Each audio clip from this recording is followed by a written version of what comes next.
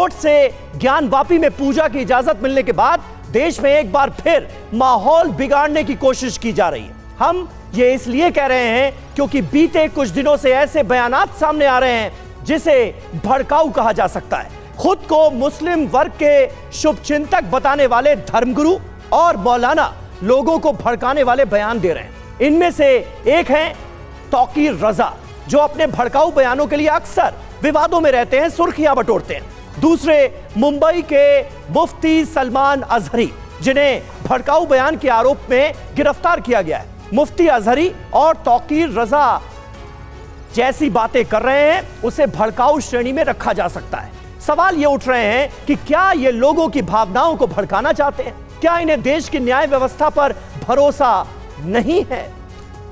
बिल्कुल, देखिए, ऐसा नहीं है कि ऐसे लोग सिर्फ एक पक्ष की ओर ही हैं। दूसरे पक्ष यानी हिंदू समाज में भी ऐसे नेता हैं जो लगातार धार्मिक भावनाओं को लेकर विवादित बयान देते रहते हैं। उत्तर प्रदेश की समाजवादी पार्टी के नेता स्वामी प्रसाद मौर्य भी ऐसे ही नेता हैं जो लोगों की भावनाओं को ठेस पहुंचाने वाले बयान देने से बाज नहीं आते। आज हमारी बहस इसी मुद्दे पर है और देखिए बड़ी खबर क्या है यह आपको बताएं। ज्ञानवापी को लेकर मौलाना तौकीर रजा की बड़ी धमकी, हमारी खामोशी को बुज़दिली समझी गई। मौलाना तौकीर रजा ने यह कहा आजादी का आंदोलन शुरू करना होगा। तौकीर रजा ये बोल रहे हैं जुमे के दिन से मुसलमान समाज गिरफ्तारी दे, मुसलमानों से जेल भरो आंदोलन करने की अपील कर रहे हैं मौलाना तौकीर रजा। और सुनिए क्या कहा गया। आज एक वक्त फिर आया है, वही आजादी का आंदोलन आज हमें फिर से शुरू करना है। तब अपना देश आजाद कराना था, इसलिए संघर्ष किया गया था।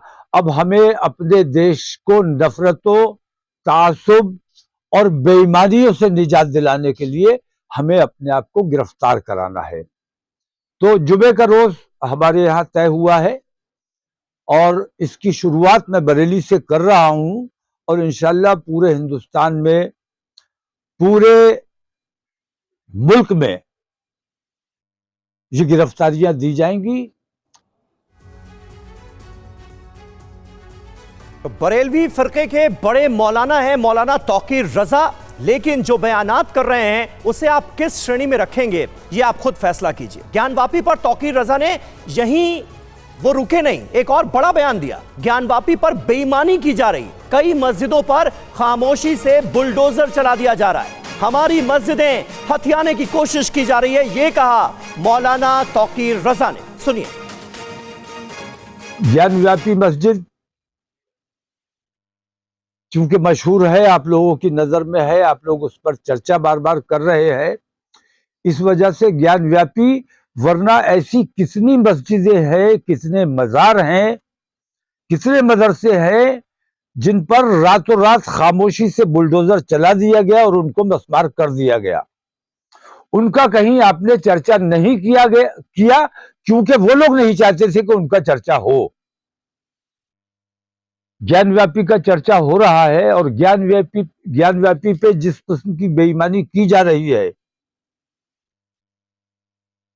मैं तकलीफ इसलिए महसूस नहीं कर रहा हूं कि मेरी मस्जिद जबरदस्ती हथियाने की कोशिश की जा रही है, बल्कि मैं इसलिए ज्यादा बेचैन हूं कि मेरे मुल्क का कानून पूरी दुनिया में बदनाम हो रहा है कि यहां न्याय के मंदिरों में अन्याय होता है।